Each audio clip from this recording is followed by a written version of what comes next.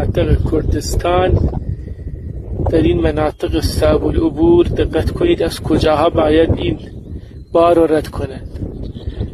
به علت نبود شغل فقط نگاه کنید، پیاده نمیشه راه رفت، با یکی 30 کیلو 40 کیلو بار از این مناطق دارن عبور میکنن. مرز ایران و عراق، گردنه تته.